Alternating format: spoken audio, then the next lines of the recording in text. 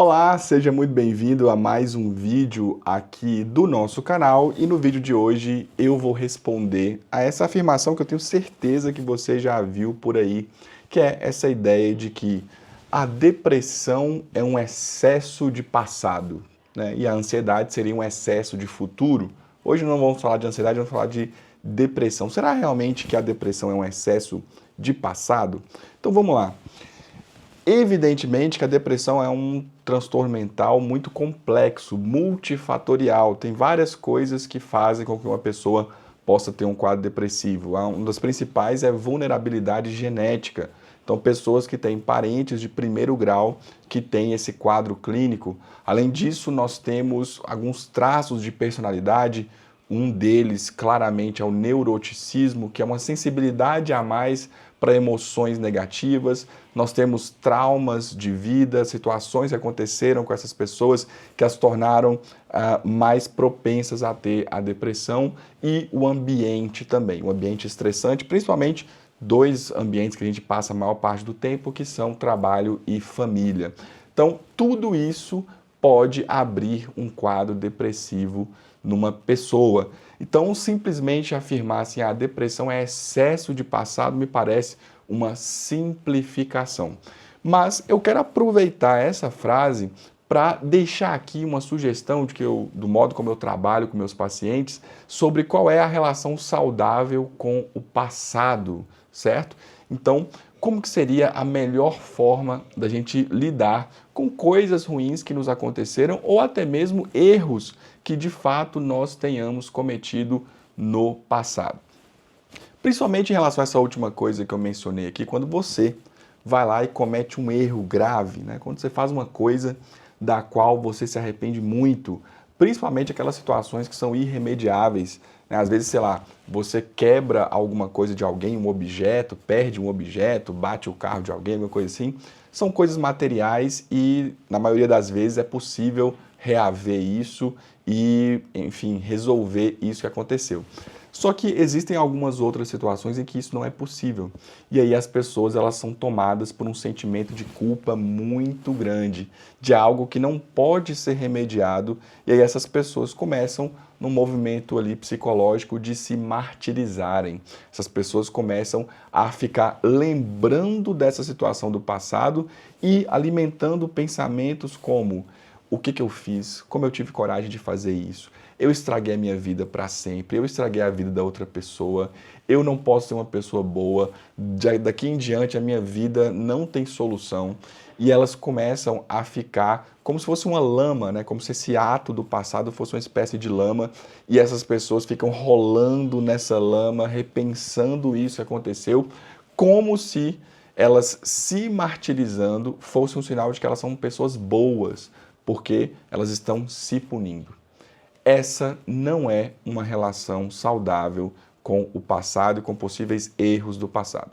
Em primeiro lugar, se você tem o recurso aí de uma religião, da sua fé, normalmente as religiões, especialmente o cristianismo, e falando aqui mais diretamente em relação ao catolicismo, por exemplo, você tem ali o sacramento da confissão e da penitência.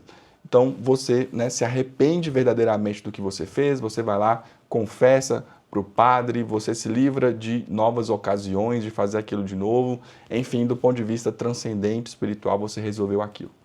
Do ponto de vista psicológico, o passado não existe para que nós fiquemos nos martirizando. O passado não é como se fosse um cômodo que todo mundo tem na nossa casa aí, né? Na sua casa eu tenho certeza que você tem. Sabe aquele quartinho da bagunça? Então, as pessoas acham que a memória é como se fosse um quarto desse que você tem, e você vai colocando coisas ali, e quanto mais cabem coisas ali, melhor seria a memória. Só que, olha, a memória não serve para isso. E eu me tomo aqui de palavras do Jordan Peterson, que é um psicólogo que eu gosto muito, e ele vai dizer que o passado não existe simplesmente para que a gente tenha um acúmulo de informações prévias. Não é isso, não é para ter um quarto cheio de coisas capaz de a gente guardar muitos objetos ali.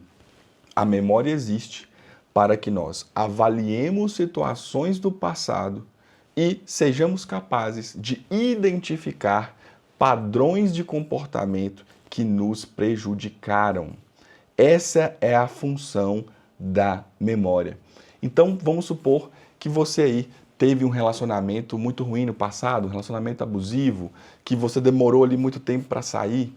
O grande objetivo não é que você fique olhando para esse relacionamento e pensando, nossa, como é que eu fui me entregar para esse homem? Como é que eu aceitei aquilo? Como foi que eu demorei tanto tempo para sair? Você ficar se martirizando.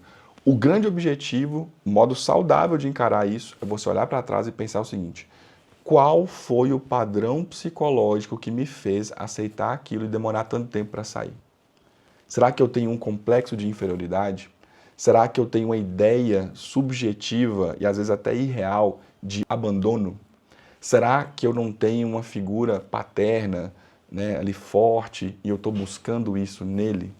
Será que por ter um padrão de comportamento muito baseado nas emoções, todas as vezes que ele chegava e alimentava as minhas emoções através de migalhas, eu aceitava aquilo como se fosse de grande valor e aí por isso eu me entregava? Será que não foi isso? Então, o ideal é que você olhe para trás, olhe para aquela situação e você faça uma verdadeira autópsia, para falar aí do falecido, né? Você faça uma verdadeira autópsia psicológica daquele seu velho eu. Por que o seu velho eu aceitou aquilo? E aí você identifica o padrão.